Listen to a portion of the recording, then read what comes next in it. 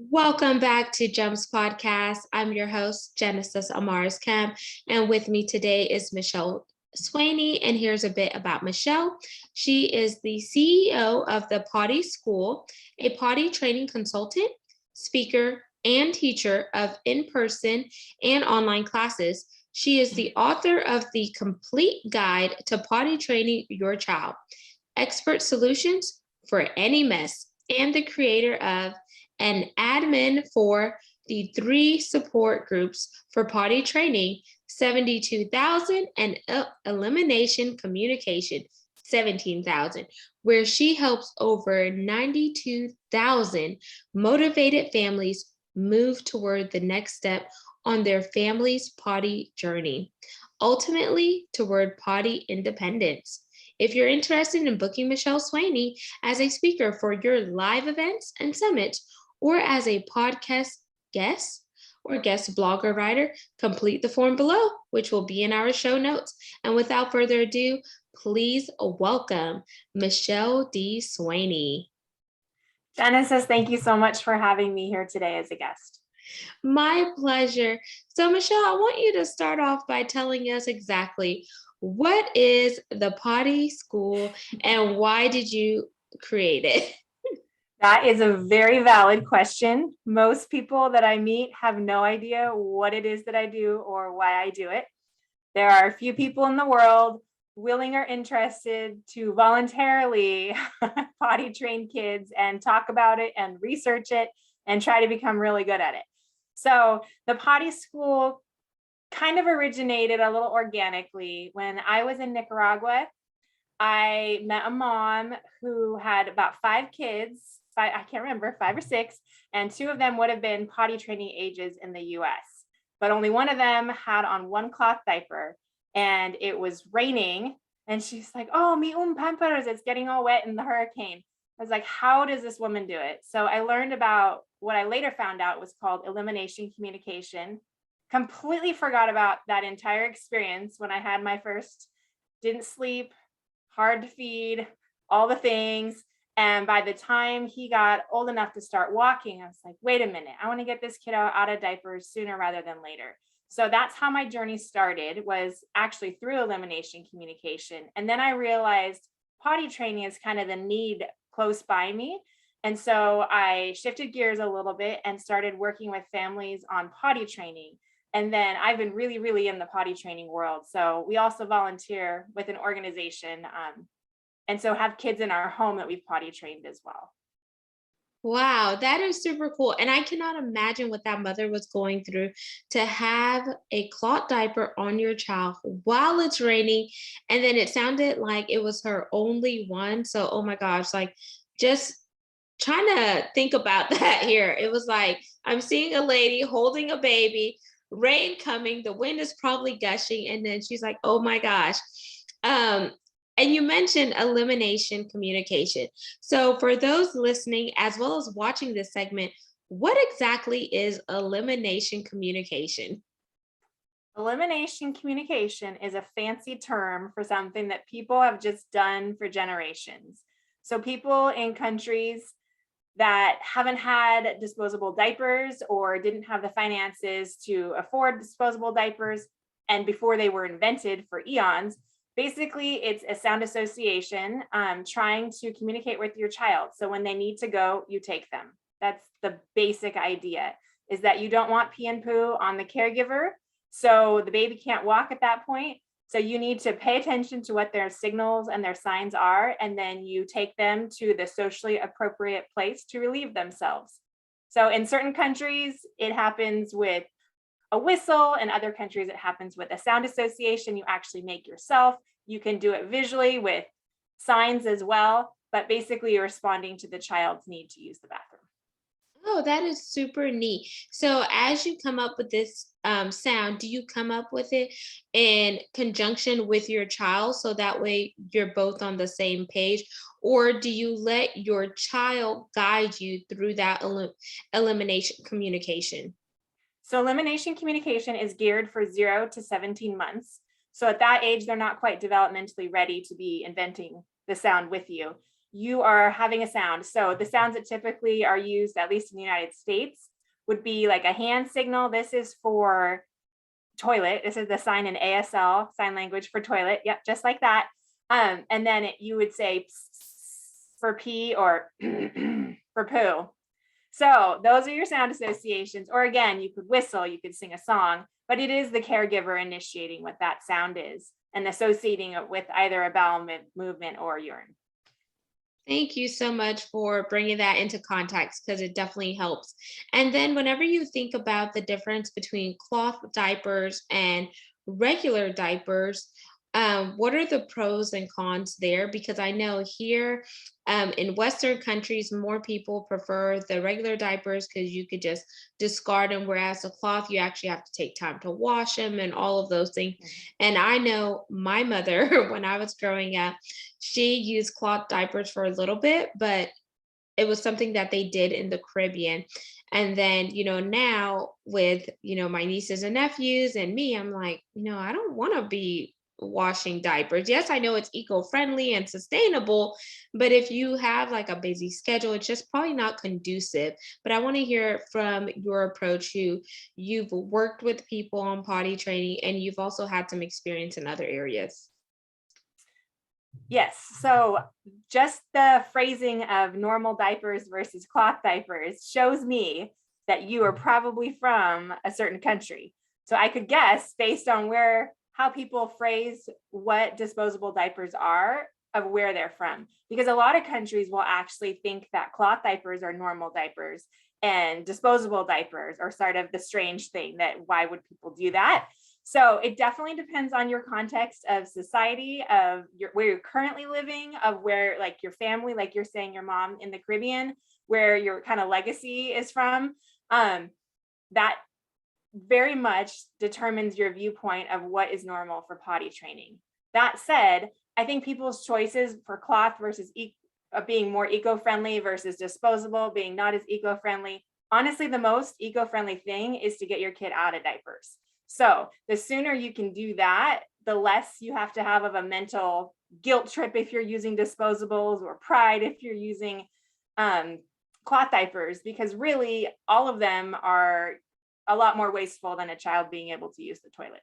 So if you can get in the mindset of, even if I can reduce one diaper a day and I can get one pee in first thing in the morning or one poo in once a day, your diaper usage goes down dramatically. And I wouldn't say it's an issue of cloth versus regular or disposable in that case. And thank you for helping me break it down there. And when you think about the formation of potty school from conception to where it is now, what are some of the obstacles and challenges you faced early on? Well, early on, I started this business because I was pregnant with my third, and my second child had a lot of issues in utero. And when she was born, she wasn't supposed to be able to walk or talk, sit up, dance, sing, anything. They weren't even sure she would make it through birth. And she did, and she's doing phenomenally. But when I was pregnant with my third, I was so nervous that I was going to spend my whole pregnancy worrying about this child. I told my husband, I said, I need to concentrate on something that would help people. And so that's kind of how the potty school came about, as an actual business versus just kind of a hobby to help individuals. I knew I could help more people in the business realm. So that's how the inception of it started, was me wanting to be able to focus on something other than just myself.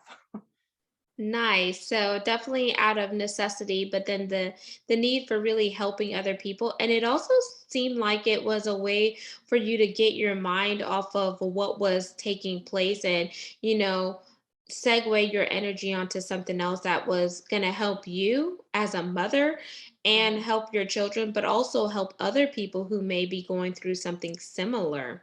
Right. So how long have you been doing this work? The potty school has been open since 2016. Oh, nice. And what's the most rewarding part of your day? And just dealing with the potty school, seeing how far your children come? I think for parents, the most rewarding part of potty training is when they get it and they get to see the light in the kids and they understand. And so from the perspective of being a consultant who's working with the parents, I don't see the kids always face to face, because if I do a phone consultation or Zoom, the parent gets that joy of, oh my gosh, they did it and they're so proud of themselves. I can do it. I can do this.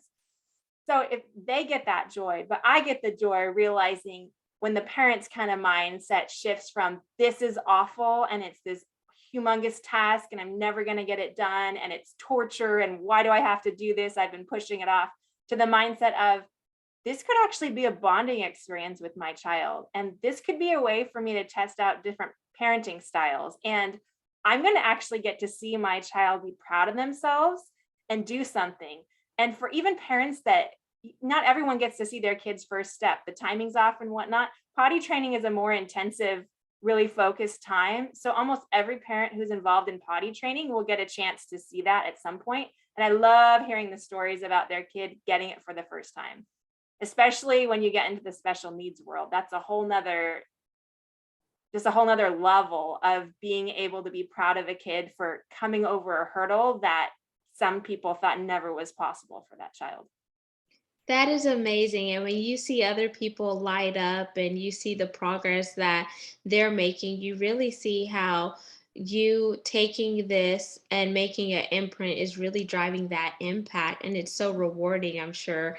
Um, but one thing I want to ask, for someone who is a new mother or a new parent, I'll just say new parent in general, when would you recommend them start potty training or working on it with their child?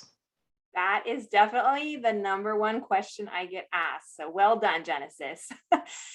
It depends. That's the answer. Is it depends on your family, on your priorities. I firmly believe that kiddos can be potty trained from birth, but it's not technical potty training. It's the elimination communication and it's the sound effects and it's having a two-way street there. But most parents don't even think about getting their kid out of diapers when they're 15 months old. So technically, my definition of potty training is 18 months to 5 years old. But I would say that I agree with Maria Montessori in this, that she kind of says the sensitive window of learning is 12 to 18 months. So if you can start that pottying journey in that age, that's going to be the most rewarding experience, meaning you often don't have a child who's kicking and biting and screaming and yelling and deciding they don't want to do things because you asked them to use the bathroom. So it's a really kind of docile age where they're really excited to learn anything. They're eager learners, they're very receptive learners, and they're communicative to some degree, but not so much so that you're having an argument with a kiddo. So it's a good age to start. It's not always the age people will finish at, but 12 to 18 months is my ideal of when people would start. Okay, and then the max age, you said per Maria Montessori would be 5 years old. Per Maria Montessori, she would say that ideal time frame would be 12 to 18 months. I Okay. basically put typical children, neurotypical children would potty train generally between 18 months to 5 years old. Before that, we'd call it elimination communication. After 5 years old, I would put that in the special needs category. So I work with special needs kids that are ages 0 all the way through 9. And then past that, I would send out referrals for older children at that point.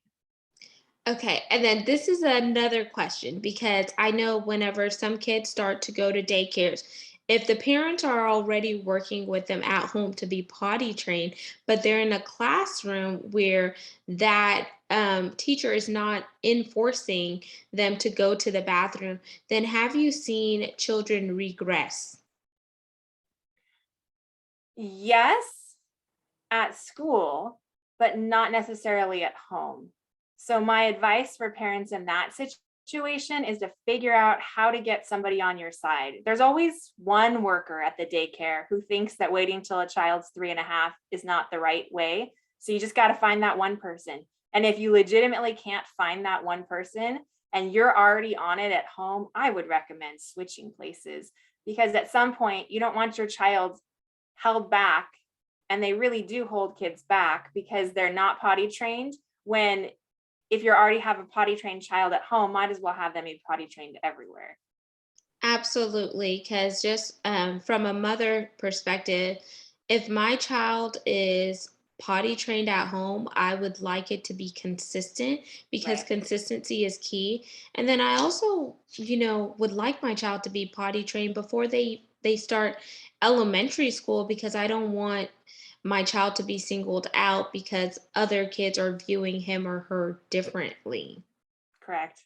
That has been actually a major issue. And I have had so many clients in the last few years because of the pandemic, whether they didn't potty train at home at all during the pandemic, and that would have been an age that typically kids would have been potty trained, or they started and stopped and started and stopped.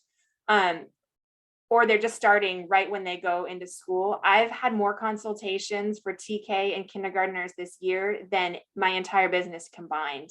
So there is definitely a difference because a lot of schools won't let kids in kindergarten or even TK need their diapers being changed. And so all of a sudden they get moved into a special ed program because of diapering needs, which has nothing to do with their mental capabilities. And it's not necessarily a great fit. And ideally, kids would be potty trained, but there are so many situations that might have them there, let alone a pandemic, that would get them to the point where they're still in diapers when they enter elementary school. But it's obviously not ideal, like you were saying. Yes. And how do you think that the parents and the schools could engage in a conversation where it's a win-win for both sides? That's a great question. I think the setting of expectations is probably the most important thing. I think that a lot of parents react to the rules that they didn't know they had. So whether it's elementary school or it's a preschool, they say, I had no idea. I just got called out of work 2 days this week. I can't get called out of work because my child pooped their pants. Why are they doing this? And I say, oh, did you get can you read me part of your child's preschool contract? What does it say about potty training? And they say, what? What are you talking about? And there's always something in a preschool contract about potty training and kind of what the protocol is. So I think people having that expectation in mind and having a plan for it, because your child pooping their pants isn't the end of the world, but it might mean that instead of missing 2 days of work in a week, that you take off a 3-day weekend and really focus on it. To zero in and just really get the ball going there. Yes. So plan, but execute, Yes. and then rinse and repeat. Yes. Like shampoo. So, I know elimination communication is one tool that you use. What about other external tools? Like I know nowadays they have the different potties that sing, they have the other potties and etc. What are some other tools that you may recommend to new parents that just need a extra boost of support? So the basic things that I say, if you're really trying to make it minimal, bare bones, is you need a kid to potty train. You need a support person who has some idea what they're doing and can be encouraging to you. And you need a proper receptacle, so a place for them to go. So for elimination communication, a top hat potty is the way to go. There aren't really other things on the market at this point. Baby potty, there's one. I love Baby Bjorn. I am not endorsed by them, but their products are stable. They last for years. They're safe. They haven't had many issues with safety at all. They have non-stick on the bottom of them, and any of the miniature toilets that are on the ground that have an insert that comes out is really helpful, and just for cleanliness sake. And then there's also the option of a seat reducer that you put on top of the toilet. So you don't need both. You could pick one or the other. Depends on your child's age. It depends on your child's location. Some people like to have the actual built-in seat reducer that's part of the toilet. So I have all of those things as recommendations and reviews on my site. But those are your basic 3 options would be as a mini potty on the ground, a seat reducer on the toilet, or a seat reducer that's built into the actual toilet. Or of course, your child could use the actual adult sized toilet as well. Yes. Oh, one thing I do want to add on, if you're using the actual adult sized toilet, make sure you're there to hold your child up for support, just so there's no other bathroom accidents that occur. Yep. And then I want to talk about the difference between a little girl being potty trained and a little boy, because it is different, especially with the little boy, teaching them how to aim and Yep. etc. So I want you to give tips and tricks for a little girl versus a little boy. Yes, there is different anatomy. So that is something to keep in mind. As a general rule, I tend to have boys and girls both sit on the toilet when they are learning to go to the bathroom. So boys can sit forward, boys and girls both can turn backwards on the big toilet if they have obviously a parent there. But that way they kind of see what's going on, where it's going, if they're making it. For boys, there's all kinds of gimmicks you can use, right? People will put Cheerios into the toilet to aim at them. You can buy little targets that change color if you hit pee on them, that you put as a sticker into the toilet. For girls and boys, you can put blue food coloring in the toilet or use one of those Clorox cleaners in the actual toilet water. And then when you pee, it turns green. So that's exciting. And you can tell there's all kinds of gimmicks you can do, but the main idea of the whole thing is not any of these one-offs. It's just the goal is to get pee and poo in the toilet. So you often get to parents that have so many gimmicks in mind. They're like, oh, my kid's in a pull-up and doesn't want to take it off. I'll cut a hole in it. There might be a famous actress who made this a thing. It's not helpful. The point is getting the pee and poo in the toilet without a diaper. So there are things you can try, right? For girls and boys alike, there are certain children who are more likely to get up and run. So if you've got a runner, you might want to think about having a seat reducer on the big toilet versus putting them on a mini potty. But as far as who's easier and who's harder, I would say that's a complete toss-up. It often depends more on your kiddo's personality than anything else. The only real anatomical change in the pottying situation is that men's bathrooms offer urinals. And so that's a different ball game, especially I would say for maybe single moms who aren't taking their kids into the actual public restroom, that their kid might have no idea. But if your child is a little boy, you're probably not sending him in there on his own. Yes, and thank you so much for breaking it down. I learned a new thing because I had no idea that you could put them backwards on the toilet so they could actually see and understand where it's going and etc. So that's a good tip and trick there.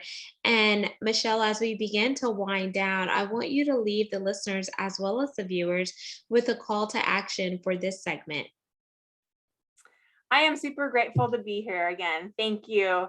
And I have run the site, thepottyschool.com, and you can get all your information there about consultations, phone or Zoom, and even in-person consultations, or our online membership site, Diapers to Flush. And are you on social media? Yes, Facebook and Instagram. Both of them are facebook.com/thepottyschool or instagram.com/thepottyschool. Amazing. And then do you do any like video snippets or any like live demonstration without using the kids? Because of course proprietary and you can't really put that there, but like any videos that are kind of like guides that parents could check out on your social media? There are some on my Facebook website, but most of them I have cut down and I have put into the membership site. So that's broken down. It has 5 stages. You kind of plug yourself in wherever you're at and keep moving on from there through milestones, and there's checklists, and there's do-it-yourself videos, and there's question and answers, and live opportunities to ask questions of myself as well. Okay, cool beans. And now for the last minute before we shut down, we're going to play a fun game, rapid fire, get to know Michelle Swaney. Are you ready? Okay, I guess. Number 1, favorite color. Turquoise. Number 2, favorite vacation. Ooh, Colorado. Number 3, favorite food. Lasagna. My grandma's. Okay. Ooh, okay. She was from Italy. Ooh, so it's authentic then. Very authentic, yes. Takes all day. Number 4, if you could have any superpower, what would it be and why? To be a really good listener, because sometimes I think I could improve in that. Number 5, favorite movie. Newsies, Newsies. definitely by far. What is that about? I've never heard about that It's one. about these boys who are selling newspapers in New York. And you got the big dogs, Pulitzer and Hearst, who are trying to take advantage of the little guy. And I stand up for the little guy. Ooh. Number 6, favorite book. The Bible. Oh, okay. Other than that, I read so many books, I'm not really attached to anyone. Okay. Number 7, dream car. Ooh. Man, I feel like I would pawn that off on my husband because he would have a better choice than I would. Something that I don't have to worry about ever breaking down is really the most important to me, that all the kids can fit into. Reliability, y'all. She wants reliability Yes, and sustainability. yes. I'm very boring like that. 8, what is your go-to self-care? That's a great question. I would say going for a jog at the back bay by us. So just fresh air, something in nature. And then actually every year on my birthday, I spend at least a couple hours with the journal, reviewing my year, thinking about what I want this year, and then thinking about what I want in the future. And I call it my birthday journal. And I have that all set up from year to year. I have my questions and it's ready to go. That is super cool. And you're being intentional too, because you're planning. Mhm. And then 9, favorite dessert. Oh, creme brulee. That's an easy one. Awesome. And then 10. Okay. Do you want to pass or play? I'll play. Okay. So play is you can ask me any question you wanted to ask during this segment. What kind of gel do you use in your hair? So I use either the Eco Styler gel or this jam gel, which it's like the natural honey gel, and it comes in an orange container. Okay, the reason I ask you is because we had a kiddo who had braids and they were so cute, and the mom was saying like, Michelle, you got to get on the gel. Like, you have no idea how to use it. And I was like, well, you got to give me brand names. She's like, oh, it's just any old gel. And everyone I used, this kiddo stayed with us for a month. Anyone I used, she was like, no, that's not the right kind of hairstyle. So I need to learn, but at some point. Your hair looks beautiful. That's really why I'm asking. Thank you so much. Yeah, and I try to use gels that do not have any alcohol in it because that dries your hair out. Yeah. Yeah, and it makes it flaky. And then of course, like whenever I go to like Sally's, like this is not a plug for Sally's. I don't get paid from them. But Sally's, if you buy a product there and it doesn't work, they'll let you take the product back and they'll give you a full refund. But make sure, of course, the product is halfway or 3/4 full, or you could exchange it for something else. Nice. Super cool. Well, thank you so much, Michelle, for being here. Listeners and viewers, you just heard Michelle Swaney with The Potty School. All of her contact information will be in the show notes. Make sure you connect with her and get your kid potty trained so you can save lots of dollars by not spending money on Pampers. Yes. Thousands. And until we chat next time, peace, love, and lots of blessings. Don't forget to subscribe and share this segment. We're on 40+ platforms, and follow us on YouTube at Gems with the Genesis Amaris Kemp. Until we chat next time, ciao.